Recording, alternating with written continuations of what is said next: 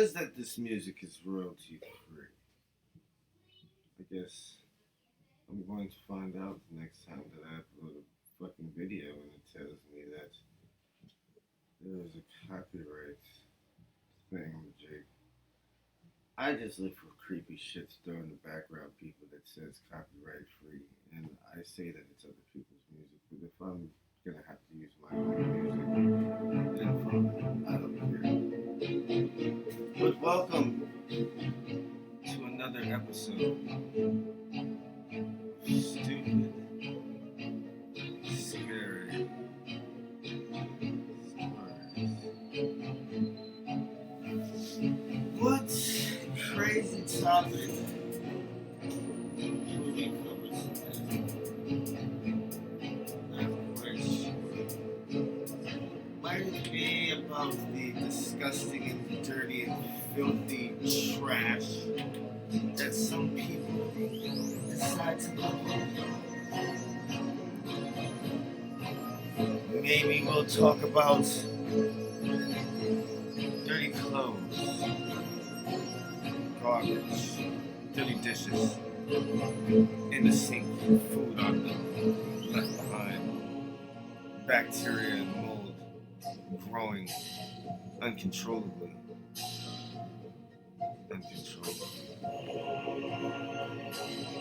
goes into your house while you're sleeping at night. You don't understand it, but you feel behind your neck this little weird sensation that makes you say, I'm gonna have to turn around. But there's nothing there. There's nothing there. And you ask, why? Why is he wearing a mask within his own premises? I wear a mask within my own premises because there may or may not be particles of this mold as I speak, just lingering around, waiting for you to think it's okay. So you breathe. Breathing deep, fresh air, so you think.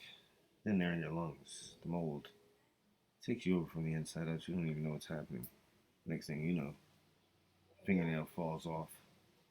It's like, oh shit, you don't even feel it. It's all soft and smushy.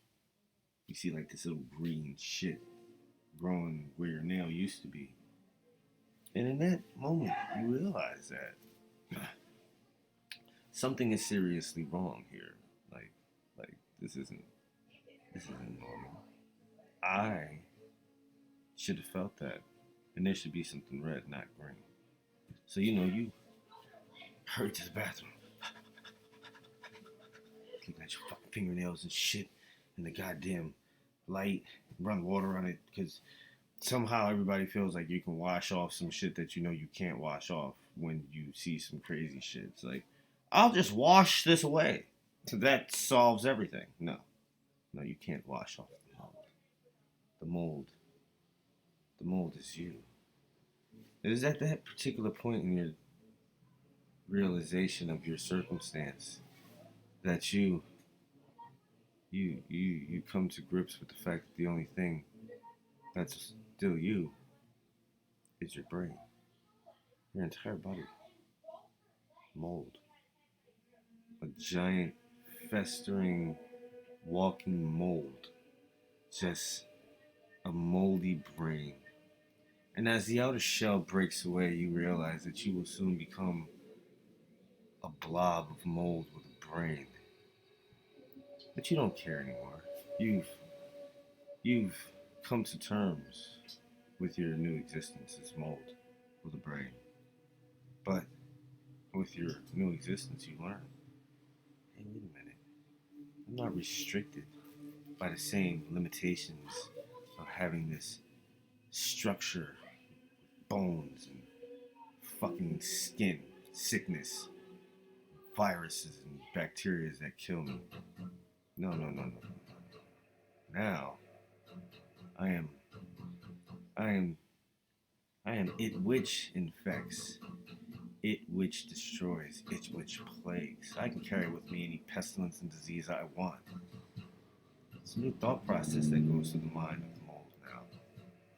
It says to itself, now that it thinks, and it remembers what being a human was like. It's like how when you were mold, as a human, you killed mold, you eradicated it. There were commercials based on it, mildew and black mold, white mold and green mold. All mold is evil. I told you this as humans. You swore to eradicate the mold at all costs. You didn't even realize you were fighting a war. You were unaware. You were indoctrinated. We were all indoctrinated into a war we had no idea even existed. The levels to which were something we just, like I always tell you, as a human, you couldn't grasp the things I've seen in the different dimensions in which I've traveled. It's absolutely terrifying, some of the things I've seen. But back to the war with the mold that has raged on since the beginning of man. We came here, we both kind of came from the same kind of shit. But our DNA and cells myosed and omatosed and did all this other shit towards a more human existence. They decided to stay where they were, us thinking superior thoughts of ourselves over them because of their lack of apparent movement. But what one does not know is mold. Mold, those spots that you see, those dark corners and areas in your ceiling and the moisture, those are colonies of millions and billions and even trillions, numbers that you could not even fathom in your puny human mind. There's just uncountable. And their ability to spread their populations is what makes them an enemy, which, quite frankly, we have tried very hard to eradicate. But they came up with a new biological weapon, one which affected us in a way that makes me say things in the middle of my story like copyright-free music, Halloween, horror, and epic mix. For 2018, horror, epic, scary music. Once again, royalty-free. My brain, after being taken to this dimension of speaking gibberish for moments like previous just as happened, gets back on track with the fact that the mold has done things that I'm telling you, my friends. I've been the size of the mold.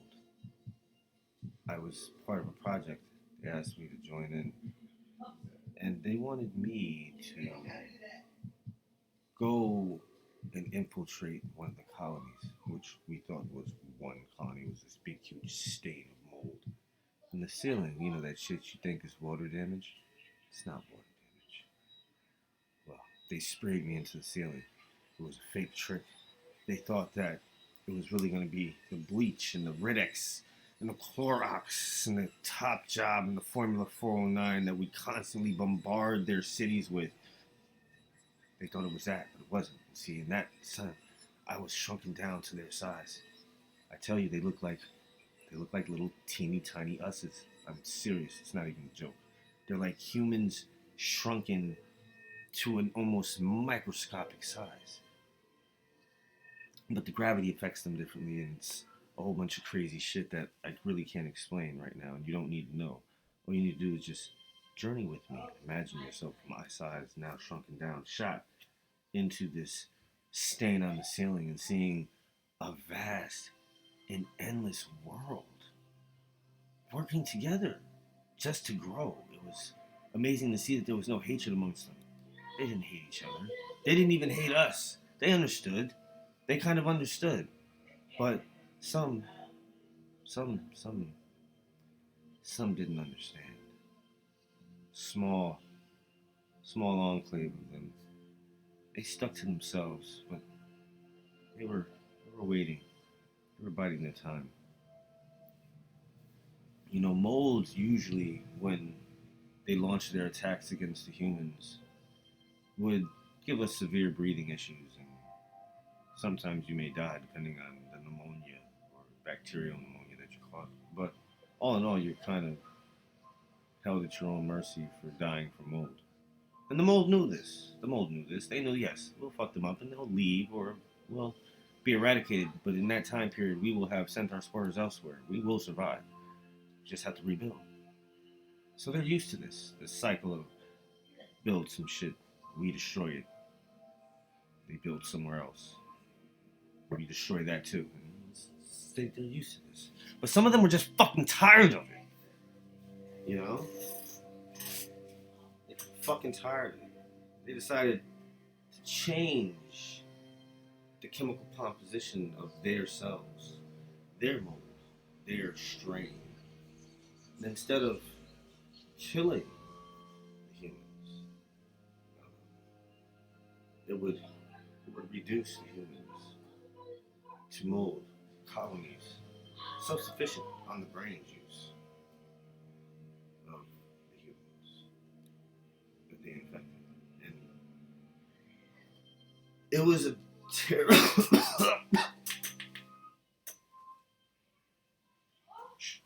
guys didn't hear that. It's also why I wear the mask. It starts with the cough. The green phlegm. Usually that's a pure sign that it's over for you anyway. I watched my entire family turned into mold. And